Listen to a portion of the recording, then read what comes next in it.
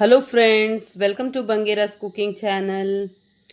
ಇವತ್ತು ನೋಡಿ, ನಾನು ಬಾಣಂತಿಯರಿಗೆ ಮಾಡುವ ಓಮದ ಮದ್ದು ಮಾಡೋದು ಹೇಗೆ ಅಂತ ಹೇಳಿ ತೋರಿಸ್ಕೊಡ್ತಾ ಇದ್ದೇನೆ ಫ್ರೆಂಡ್ಸ್. ನೋಡಿ, ಇದು ಬಾಣಂತಿಯರಿಗೆ ಉಂಟಲ್ಲ, ಇದು ಹೆರಿಗೆ ಆಗಿ ಒಂದು 10-12 ದಿವಸ ಆಗುವಾಗ ಮಾಡ್ತಾರೆ. 10-15 ದಿವಸ ಆಗುವಾಗ ಮಾಡ್ತಾರೆ. ಮೊದಲಿಗೆ ಒಂದು ಕಷಾಯ ಮಾಡ್ತಾರೆ, ಮೊದಲಿಗೆ ಒಂದು 5 ದಿವಸ. ಅದಾದ ಮೇಲೆ ಬೆಳ್ಳುಳ್ಳಿದು ಮದ್ದು ಕೊಡ್ತಾರೆ. ಅದಾದಮೇಲೆ ಈ ಮದ್ದು ಮಾಡೋದು. ಇದು ಸೊಂಟ ನೋವಿಗೆ, ಗಂಟು ನೋವಿಗೆ ಎಲ್ಲ ತುಂಬ ಒಳ್ಳೆಯದು. ಈ ಬಾಣಂತಿಯರಿಗೆ ಉಂಟಲ್ಲ, ಈ ಗರ್ಭಕೋಶ ಎಲ್ಲ ವೀಕ್ ಇರ್ತದಲ್ಲ ಹೆರಿಗೆ ಆದಮೇಲೆ, ಅದಕ್ಕಾಗಿ ಇದು ಮದ್ದು ಕೊಟ್ಟರೆ ಒಳ್ಳೆಯದಂತ ಹೇಳಿ. ನೋಡಿ, ಈಗ ಹೇಗೆ ಮಾಡೋದಂತ ನೋಡುವ ಫ್ರೆಂಡ್ಸ್. ನೋಡಿ, ಮೊದಲಿಗೆ ಒಂದು 200 ಗ್ರಾಮ್ಸ್ನಷ್ಟು ಕೊತ್ತಂಬರಿ ಬೇಕು. ನೋಡಿ, ನಾನು ಸ್ವಲ್ಪ ಮಾಡ್ತಾ ಇರೋದು, ನನ್ನ ಅತ್ತೆ ಮಾಡ್ತಾ ಇರೋದು. ನೋಡಿ, ಇದಕ್ಕೊಂದು 50 ಗ್ರಾಮ್ಸ್ನಷ್ಟು ಸಾಸಿವೆ ಹಾಕ್ತಾ ಇದ್ದೀನಿ. ನೋಡಿ, ನನ್ನ ಅತ್ತೆ ಉಂಟಲ್ಲ, ಮದ್ದೆಲ್ಲ ಮಾಡೋದ್ರಲ್ಲಿ ತುಂಬ ಹುಷಾರು, ಒಳ್ಳೆಯದಾಗ್ತದೆ ಮದ್ದೆಲ್ಲ ಅವ್ರು ಮಾಡೋದು. ನೋಡಿ, ಜೀರಿಗೆ ಒಂದು 75 ಗ್ರಾಮ್ಸ್ನಷ್ಟು ಜೀರಿಗೆ. ನೋಡಿ, ಒಂದು 2 ಪೀಸ್ ಅರಿಶಿಣದ ಕೊಂಬು. ನೋಡಿ, ದೊಡ್ಡದೊಂದು 2 ಪೀಸ್ ಅರಿಶಿಣದ ಕೊಂಬು ಹಾಕ್ಕೊಂಡಿದ್ದಾರೆ. ನೋಡಿ, ಇದು ಓಂ ಕಾಳು ಒಂದು 100 ಗ್ರಾಮ್ಸ್ನಷ್ಟು ಉಂಟು. ಅಜ್ವಾನ್ ಅಂತ ಹೇಳ್ತೇವಲ್ಲ ನಾವು, 100 ಗ್ರಾಮ್ಸ್ನಷ್ಟು ಉಂಟು. ಮತ್ತು ಇದು ಕರಿಮೆಣಸು 50 ಗ್ರಾಮ್ಸ್ನಷ್ಟು ಕರಿಮೆಣಸು. ಇದೆಲ್ಲ ಚೆನ್ನಾಗಿ ಸ್ವಲ್ಪ ಬಿಸಿಲಲ್ಲಿ ಇಟ್ಟರೆ ಒಳ್ಳೆಯದು, ಚೆನ್ನಾಗಿ ಒಣಗಿದರೆ ಒಳ್ಳೆಯದು. ನೋಡಿ, ಒಂದು 10-12 ಇದು ಊರಮೆಣಸು, 10-15 ಹಾಕ್ಕೊಳ್ಬೋದು. ಖಾರಕ್ಕೆ 10-15 ಹಾಕ್ಕೊಳ್ಬೋದು. ಇದು ಊರಮೆಣಸು. ಒಂದು ಗೆಡ್ಡೆ ಬೆಳ್ಳುಳ್ಳಿ. ನೋಡಿ, ಇದೆಲ್ಲ ಸ್ವಲ್ಪ ಇದು ಬಿಸಿಲಲ್ಲಿ ಇಟ್ಟರೆ ಒಳ್ಳೆಯದು. ನೋಡಿ, 1 ಸ್ಪೂನ್ನಷ್ಟು ತಾತಾಯಿ ಹಾಕ್ಕೊಂಡಿದ್ದೇನೆ.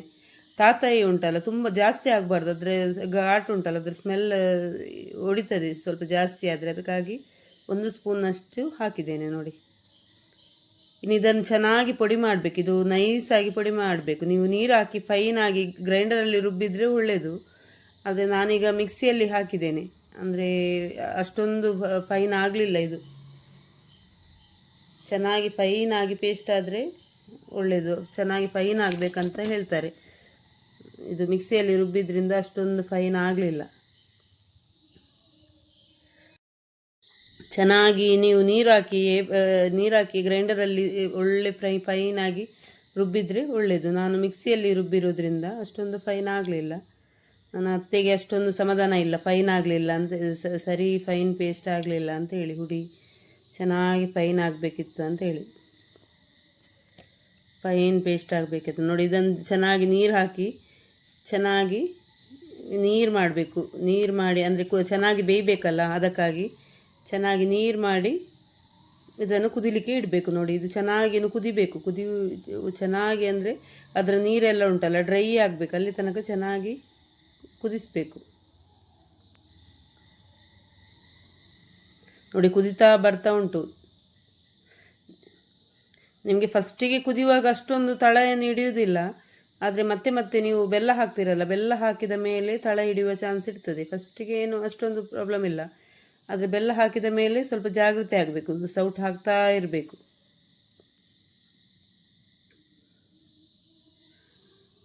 ನೋಡಿ, ಕುದಿಯುವಾಗೂ ಅಷ್ಟೇ, ಇದು ಆಚೆ ಈಚೆ ಎಲ್ಲ ಸಿಡಿತದೆ.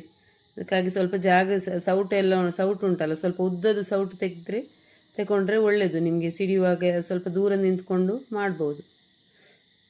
ನೋಡಿ, ಬೆಲ್ಲ ನೋಡಿ, 1-1.25 kg ಅಷ್ಟು ಉಂಟು ಬೆಲ್ಲ. ಇಷ್ಟು ಬೇಕು ಬೆಲ್ಲ. ನೋಡಿ, 1-1.25 kg ಅಷ್ಟು ಬೆಲ್ಲ. ಇದನ್ನೀಗ ಇದಕ್ಕೇನೆ ಹಾಕ್ತಾ ಇದ್ದಾರೆ. ನೋಡಿ,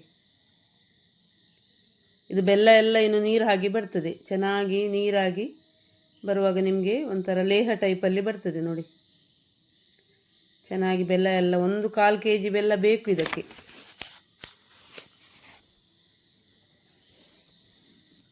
ಇದು ಹೆಚ್ಚಾಗಿ ರಾತ್ರಿ ಹೊತ್ತಲ್ಲಿ ಮಾಡ್ತಾರೆ, ಇದು ಹಗಲಲ್ಲಿ ಮಾಡೋದಿಲ್ಲ. ಇದು ಮದ್ದೆಲ್ಲ ಅಂದರೆ ಇಲ್ಲಿದೊಂದು ಕ್ರಮ ನಮ್ಮ ಮಂಗಳೂರು ಕಡೆ, ಅಂದರೆ ಹೆಚ್ಚಾಗಿ ರಾತ್ರಿಯಲ್ಲಿ ಮಾಡೋದು. ಅಂದರೆ ಈ ಬಾಣಂತಿಯರಿಗೆಲ್ಲ ಕೊಡುವಂಥದ್ದಲ್ಲ, ಇದು ಅಂದರೆ ಈ ಆಸೆ ಎಲ್ಲ ಈ ಬೇರೆಯವರ ಆಸೆ ಎಲ್ಲ ಬಿದ್ದರೆ ಉಂಟಲ್ಲ, ಅದು ಬಾಣಂತಿಯರಿಗೆ ಒಳ್ಳೆಯದಲ್ಲ ಅಂತ ಹೇಳಿ ಹಾಗೆ ರಾತ್ರಿ ಅಂದರೆ ಇದ್ರ ಸ್ಮೆಲ್ಲೆಲ್ಲ ಉಂಟಲ್ಲ ಫುಲ್ ಇಡೀ ಮನೆ ಹರಡ್ತದೆ. ಅದಕ್ಕಾಗಿ ರಾತ್ರಿ ಹೊತ್ತಲ್ಲಿ ಮಾಡೋದು, ಮತ್ತು ಮಾಡುವಾಗ ಬಾಗಿಲೆಲ್ಲ ಹಾಕಿ ಮಾಡುವಂಥದ್ದು. ನೋಡಿ ಇದು ಚೆನ್ನಾಗಿ ಕುದಿಬೇಕು, ಕುದಿತಾ ಉಂಟು ನೋಡಿ. ಇನ್ನು ಇದೆಲ್ಲ ಚೆನ್ನಾಗಿ ಬೇಯಬೇಕು. ನೀವು ಈ ಥರ ಚೆನ್ನಾಗಿ ಬೇಯಿಸಲಿಲ್ಲಾದರೆ ಉಂಟಲ್ಲ ಇದು ಬೇಗ ಹಾಳಾಗ್ತದಲ್ಲ. ಇದು ನೀವು ಮಾಡಿ ಉಂಟಲ್ಲ ಚೆನ್ನಾಗಿ ಮಾಡುವ ಥರ ಮಾಡಿದರೆ ನಿಮಗೆ ತುಂಬ ಸಮಯ ಇಡ್ಬೋದು. ಇದು ಮದ್ದನ್ನು ಒಂದು ತಿಂಗಳ ತನಕ ಸಹ ಇಟ್ಟರೆ ಏನಾಗೋದಿಲ್ಲ. ಮತ್ತು ಕ್ರಮದಲ್ಲಿ ಮಾಡಬೇಕು ನೀವು ಇದು ಮಾಡುವುದನ್ನು.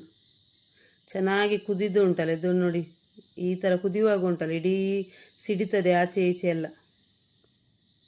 ನೋಡಿ ಕಲರ್ ಸಹ ನೋಡಿ ಡಾರ್ಕ್ ಕಲರ್ ಬರ್ತಾ ಉಂಟು ನೋಡಿ.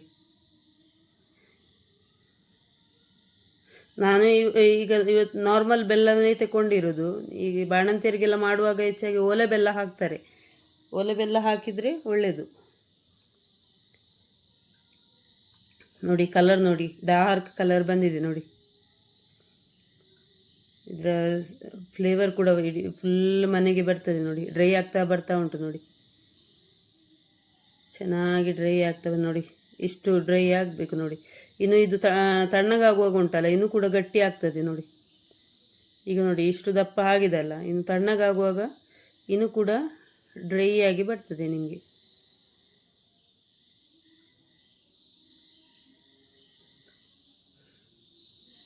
ನೋಡಿ ಈಗ ಅದನ್ನು ಒಂದು ಬದಿಗೆ ಇಟ್ಟಿದ್ದೇನೆ ನಾನು. ಈಗ ನೀರುಳ್ಳಿ ನೋಡಿ, ಒಂದು 5 ಗೆಡ್ಡೆಯಷ್ಟು ಮೀಡಿಯಮ್ ಸೈಜ್ ಇದು ನೀರುಳ್ಳಿ ಸಪೂರ ಕಟ್ ಮಾಡಿ ಇಟ್ಕೊಂಡಿದ್ದೇನೆ ನಾನು. ಇದನ್ನೀಗ ನಾನು ತುಪ್ಪದಲ್ಲಿ ಫ್ರೈ ಮಾಡ್ತಾ ಇದ್ದೇನೆ ನೋಡಿ. ತುಪ್ಪ ಹಾಕ್ಕೊಳ್ತಾ ಇದ್ದೇನೆ.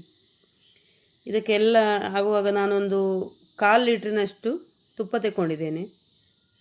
ಫ್ರೈ ಮಾಡಲಿಕ್ಕೆ ಒಂದು 1/4 ಲೀಟ್ರಷ್ಟು ತುಪ್ಪ ಬೇಕು ನೋಡಿ. ಇದು ನೀರುಳ್ಳಿಯನ್ನು ನೀವು ಎಷ್ಟು ಸಪೂರ ಮಾಡಿ ಇದು ಕಟ್ ಮಾಡ್ತೀರಲ್ಲ ಆಗ ಅಷ್ಟು ಬೇಗ ಫ್ರೈ ಆಗ್ತದೆ ನಿಮಗೆ. ಅದಕ್ಕಾಗಿ ಸಪೂರ ಮಾಡಿ ನಾನು ಕಟ್ ಮಾಡಿದ್ದೇನೆ. ಒಂದು 5 ನೀರುಳ್ಳಿ ತೆಕ್ಕೊಂಡಿದ್ದೇನೆ. ಚೆನ್ನಾಗಿ ಮೀಡಿಯಮ್ ಫ್ಲೇಮಲ್ಲೇ ಇಟ್ಟು ಚೆನ್ನಾಗಿ ಫ್ರೈ ಮಾಡಬೇಕು. ಇದೆಲ್ಲ ಉಂಟಲ್ಲ ಚೆನ್ನಾಗಿ ಫ್ರೈ ಆಗಬೇಕು, ಯಾಕಂದರೆ ನಾವು ತುಂಬ ಸಮಯ ಇಡುವುದಲ್ಲ. ಹಾಗಾಗಿ ಈ ಥರ ಚೆನ್ನಾಗಿ ಫ್ರೈ ಮಾಡಿದರೆ ನಿಮಗೆ ಕೆಡುವುದಿಲ್ಲ. ಅದಕ್ಕಾಗಿ ಎಲ್ಲ ಉಂಟಲ್ಲ ನೀವು ಫ್ರೈ ಮಾಡೋದು ತುಂಬ ಇದು ಇಂಪಾರ್ಟೆಂಟ್. ತುಂಬ ಫ್ರೈ ಆಗಬೇಕು, ಚೆನ್ನಾಗಿ ಫ್ರೈ ಆಗಬೇಕು ಮೀಡಿಯಮ್ ಫ್ಲೇಮಲ್ಲೇ ಇಟ್ಟು. ಆಗ ಅಂತ ಹೇಳಿ ಇದಾಗಬಾರ್ದು, ಸೀದೋಗಬಾರ್ದು ನೋಡಿ. ಇಷ್ಟು ಫ್ರೈ ಆಗಬೇಕು ನೋಡಿ. ಕೆಂಪಾಗಿ ಬಂದಿದೆ. ತಿನ್ನಲಿಕ್ಕೆ ಸಹ ತುಂಬ ರುಚಿಯಾಗ್ತದೆ ಇದು. ನನಗಂತೂ ತುಂಬ ಇಷ್ಟ. ಅತ್ತೆ ಮಾಡುವಂಥ ಈ ಮದ್ದು ಉಂಟಲ್ಲ ನನಗೆ ತುಂಬ ಇಷ್ಟ ನೋಡಿ. ಬೆಳ್ಳುಳ್ಳಿ ನೋಡಿ, ಇದು ಸಿಪ್ಪೆ ಎಲ್ಲ ತೆಗೆದು ಕ್ಲೀನ್ ಮಾಡಿ ಇಟ್ಟಿದ್ದೇನೆ ನಾನು. ಇದರಲ್ಲಿ ಒಂದು 5 ಗೆಡ್ಡೆಯಷ್ಟು ಬೆಳ್ಳುಳ್ಳಿ ನೋಡಿ. ಇದು ಕೂಡ ತುಪ್ಪದಲ್ಲೇ ಫ್ರೈ ಮಾಡ್ತಾ ಇದ್ದೇನೆ. ಇದು ಚೆನ್ನಾಗಿ ಬ್ರೌನ್ ಕಲರ್ ಬರುವ ತನಕ ಚೆನ್ನಾಗಿ ಫ್ರೈ ಆಗಬೇಕು. ಇದು ಕೂಡ ಒಂದು 5 ಗೆಡ್ಡೆ ಬೆಳ್ಳುಳ್ಳಿಯನ್ನು ಸಿಪ್ಪೆ ಎಲ್ಲ ತೆಗೆದು ಇಟ್ಟಿದ್ದೇನೆ. ಉದ್ದಕ್ಕೆ ಇದು ಮಾಡಿ ಕಟ್ ಮಾಡಿ 2 ಪೀಸ್ ಮಾಡಿ ಕಟ್ ಮಾಡ್ಕೊಂಡಿದ್ದೇನೆ. ಅಂದರೆ ಸಿಪ್ಪೆ ತೆಗಿಲಿಕ್ಕೆ ಸುಲಭ ಆಗ್ತದೆ ಅಂತೇಳಿ 2 ಭಾಗ ಮಾಡಿ ಸಿಪ್ಪೆ ತೆಗೆದೆಲ್ಲ ಇಟ್ಕೊಂಡಿದ್ದೇನೆ ನೋಡಿ. ಈ ಥರ ಕಲರ್ ಬರಬೇಕು ನೋಡಿ, ಬ್ರೌನ್ ಕಲರ್ ಬರಬೇಕು. ಅಲ್ಲಿ ತನಕ ಚೆನ್ನಾಗಿ ಫ್ರೈ ಮಾಡಬೇಕು ನೋಡಿ. ಇದೀಗ ಕರೆಕ್ಟ್ ನೋಡಿ, ಇಷ್ಟು ಫ್ರೈ ಆದರೆ ಸಾಕು ನೋಡಿ. ಇದೆಲ್ಲ ಫ್ರೈ ಮಾಡಲಿಕ್ಕೆ ಒಂದು 1/4 ಲೀಟ್ರಷ್ಟು ತುಪ್ಪ ತಗೊಂಡಿದ್ದೇನೆ ನೋಡಿ. ಒಂದು 200 ಗ್ರಾಮ್ಸ್ನಷ್ಟು ಅವಲಕ್ಕಿ, ಇದು ಕೂಡ ಅಷ್ಟೇ ಚೆನ್ನಾಗಿ ತುಪ್ಪದಲ್ಲಿ ಫ್ರೈ ಮಾಡಿಕೊಳ್ಬೇಕು. 200 ಗ್ರಾಮ್ಸ್ನಷ್ಟು ನಾನು 2 ಸಾರಿ ಮಾಡಿ ಫ್ರೈ ಮಾಡ್ಕೊಂಡಿದ್ದೇನೆ ಅವಲಕ್ಕಿಯನ್ನು ಕೂಡ. ಇದು ಫ್ರೈ ಆಗಲಿಕ್ಕೆ ನಿಮಗೆ ತುಂಬ ಹೊತ್ತೇನಿಲ್ಲ, ಬೇಗ ಫ್ರೈ ಆಗ್ತದೆ ಅವಲಕ್ಕಿ.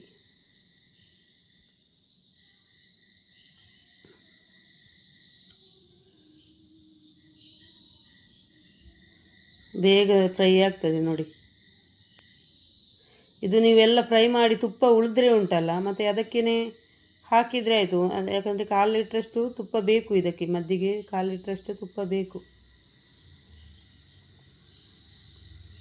ನೋಡಿ. ಈಗ ಫ್ರೈ ಆಗಿದೆ ನೋಡಿ.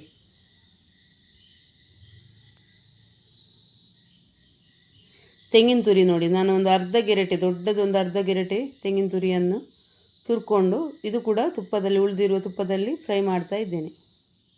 ತುಪ್ಪ ಕರೆಕ್ಟಾಗಿದೆ, ತೆಂಗಿನ ತುರಿ ಎಲ್ಲ ಹಾಕಿ ಆಗುವಾಗ ತುಪ್ಪ ಕರೆಕ್ಟಾಗಿದೆ. ತುಪ್ಪ ಉಳಿದ್ರೆ ಅದಕ್ಕೇ ಹಾಕಿದರೆ ಆಯಿತು ನೋಡಿ. ಇದು ಕೂಡ ಹಾಗೆ ಚೆನ್ನಾಗಿ ಕೆಂಪಾಗಬೇಕು ನೋಡಿ. ಅಂದರೆ ತುಂಬ ಸಮಯ ಇಡುವುದಲ್ಲ, ಒಂದೊಂದು ತಿಂಗಳ ತನಕ ಏನಾಗೋದಿಲ್ಲ, ಕೆಡುವುದಿಲ್ಲ ಇಟ್ಟರೆ ನೋಡಿ. ಇಷ್ಟು ಫ್ರೈ ಆದರೆ ಸಾಕು ನೋಡಿ, ಕರೆಕ್ಟಾಗಿದೆ ನೋಡಿ. ನೋಡಿ ಬೆಳ್ಳುಳ್ಳಿ ನೋಡಿ ಫ್ರೈ ಮಾಡಿ ಇಟ್ಕೊಂಡಿದ್ದೇನೆ ನೋಡಿ. ಈ ಥರ ಬರಬೇಕು, ಬೆಳ್ಳುಳ್ಳಿ ಫ್ರೈ ಆಗಿ ಈ ಥರ ಬರಬೇಕು ನೋಡಿ. ಇದು ಅವಲಕ್ಕಿ ನೋಡಿ, ಅವಲಕ್ಕಿ ಕೂಡ ಕ್ರಿಸ್ಪಿ ಸೆಂಡಿಗೆ ಥರ ಕ್ರಿಸ್ಪಿಯಾಗಿದೆ. ನೀರುಳ್ಳಿ ಕೂಡ ಚೆನ್ನಾಗಿ ಫ್ರೈ ಆಗಿದೆ. ಈ ಥರ ಚೆನ್ನಾಗಿ ಫ್ರೈ ಮಾಡೋದ್ರಿಂದ ನಿಮಗೆ ಕೆಡುವುದಿಲ್ಲ ನೋಡಿ. ಈಗ ಇದು ನೋಡಿ ಲೇಹ ಥರ ಚೆನ್ನಾಗಿ ಕಲರ್ ನೋಡಿ ಯಾವ ಥರ ಬಂದಿದೆ ಅಂತ ಹೇಳಿ. ಗಟ್ಟಿ ಕೂಡ ಆಗಿದೆ ನೋಡಿ. ನಾನು ಗ್ಯಾಸ್ ಆಫ್ ಮಾಡುವಾಗ ಸ್ವಲ್ಪ ನೀರಿತ್ತು, ಈಗ ಸ್ವಲ್ಪ ತಣ್ಣಗಾಗಿ ನೋಡಿ ಈ ಥರ ಬಂದಿದೆ ನೋಡಿ. ಈಗ ಇದಕ್ಕೆ ಮಿಕ್ಸ್ ಮಾಡೋದು ನೋಡಿ. ಬೆಳ್ಳುಳ್ಳಿ ಹಾಕೋದು ಮೊದಲಿಗೆ, ನೀರುಳ್ಳಿ ಹಾಕಿ ಚೆನ್ನಾಗಿ ಮಿಕ್ಸ್ ಮಾಡಿಕೊಳ್ಬೇಕು ಎಲ್ಲ. ನಿಮಗೆ ತುಪ್ಪದೊಟ್ಟಿಗೆ ತೆಂಗಿನ ಎಣ್ಣೆ ಕೂಡ ಮಿಕ್ಸ್ ಮಾಡಿ ಕೂಡ ಹಾಕ್ಕೊಳ್ಬೋದು. ತುಪ್ಪವೇ ಅಂದರೆ ನಮ್ಮ ಅನುಕೂಲಕ್ಕೆ ತಕ್ಕ ಹಾಗೆ ತುಪ್ಪನೇ ಬೇಕಿದ್ರೆ ತುಪ್ಪನೇ ಹಾಕ್ಕೊಳ್ಬೋದು. ಇಲ್ಲಾಂದರೆ ಕೆಲವರು ತೆಂಗಿನ ಎಣ್ಣೆ ಕೂಡ ಹಾಕ್ಕೊಳ್ತಾರೆ. ಸ್ವಲ್ಪ ತುಪ್ಪ ಮತ್ತು ಸ್ವಲ್ಪ ತೆಂಗಿನ ಎಣ್ಣೆ ಮಿಕ್ಸ್ ಮಾಡಿ ಕೂಡ ಹಾಕ್ಕೊಳ್ತಾರೆ. ನಮ್ಮ ಅನುಕೂಲಕ್ಕೆ ತಕ್ಕ ಹಾಗೆ ಮಾಡ್ಬೋದು.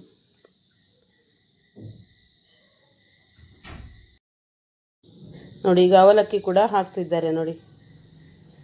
ಅವಲಕ್ಕಿ ಕೂಡ ಚೆನ್ನಾಗಿ ಫ್ರೈ ಆದ ಅವಲಕ್ಕಿ ಕೂಡ ಹಾಕಿ ಚೆನ್ನಾಗಿ ಮಿಕ್ಸ್ ಮಾಡಿಕೊಳ್ಬೇಕು.